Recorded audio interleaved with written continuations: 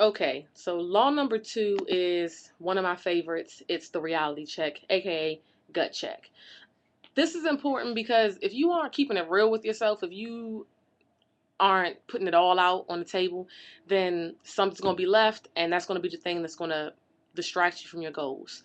Um, you got to be okay with you and with where you are currently in order to get to where you're trying to go.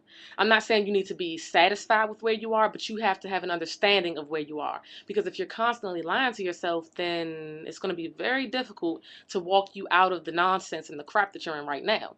It's going to be really hard to reach your goals if you don't really know where you're starting from. Uh, so now will be the time where you really want to sit down and evaluate you. What are your habits? What's your eating like? Do you just are you out of control with your eating? Do you overeat? Do you undereat? Do you not eat breakfast? All of that stuff, you're gonna need to know it. You're gonna need to write it down. You're gonna want to have it in front of you.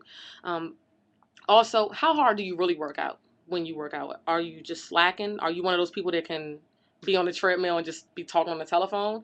That's not really working out. You know, what what are your weaknesses? What are your strengths? All of those things, you need to pull them out, put them on the table. So at this point, you have to be ready to move forward, and you have to stop lying to yourself.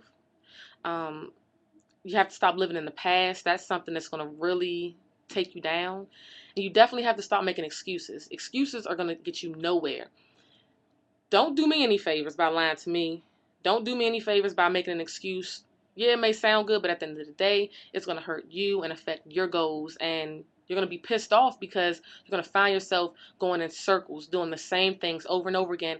And you aren't going to be able to figure out why nothing's working for you. You got to keep it real. You have to put it all out there on the table. Stop lying. Stop making excuses. Stop cheating yourself, because that's what you're doing whenever any of those things are in the equation. You really have to deal with yourself. And then after you get all this stuff and you lay it all out, then you're going to start looking for solutions. Not excuses about why they exist, but solutions. How can you fix them? This is the purpose of the reality check, because you know if you don't lay all this stuff out and find the solution for it, it's just going to be there in front of you, and it's going to be something that's going to bother you. So it's not about making you feel bad about yourself, or trying to get all up in your business. It's about helping you find a solution so that you can reach the goals you said you had. Uh, so what are your weaknesses? What does your eating look like? What does your thinking look like? This is a huge one, guys. Your thinking can destroy you. I believe that fitness is 95% mental, because if you don't believe you can do it, you'll never do it. If you don't believe you can run a mile, you'll never run the mile, because you'll keep on making excuses about why you can't do it. You keep on lying to yourself. Every time your legs start burning a little bit, you're going to stop, because you don't really believe that you can accomplish it. So really sitting down and doing a thinking log. I know it's time consuming and it's not really something that you want to do, because then it gets real. But that thinking log is going to help you out big time, because I guarantee that those negative things that you think while you're working out, you're thinking about them throughout the day. They may just be in a different form. They may just be worded differently. But those are going to be things that we're going to have to demolish. We're going to have to get rid of any of that negative thinking. So this reality check is pretty important. Um, something else to think about is when you work out on your own, what type of workouts do you choose? This is going to tell you and yourself a lot about what your current character is like. If you're constantly choosing easy workouts, so you're not following through on the workouts that you plan for yourself, that says a lot about your character, about where you are, and about how you try to ditch the things that you know you need to be doing. Oh, and with those weaknesses, it's not just about the weaknesses in your personality or your character. It's also the weaknesses in the gym.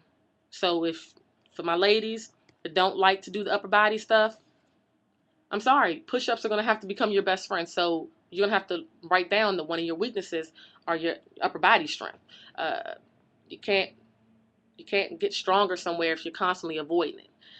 Uh, so what things do you find yourself struggling with the most? If you keep on struggling with your health and fitness, you have to pinpoint that thing or those things that are really holding you back.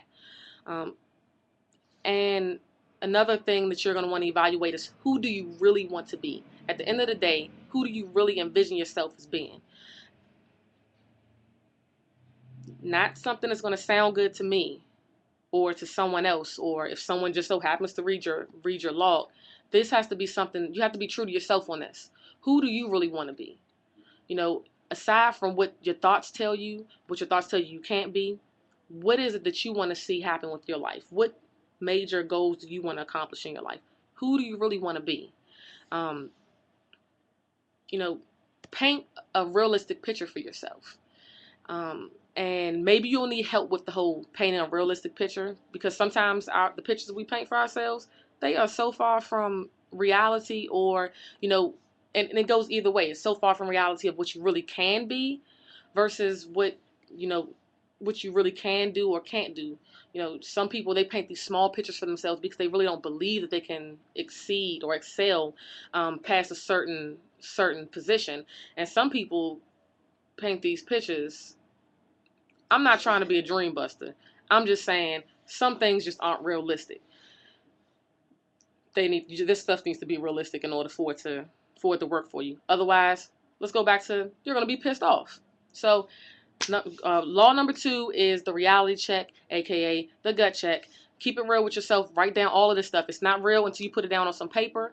Write it down, and this is where the accountability piece is going to come in big time, which I'm going to talk about later. So, law number 2, reality check.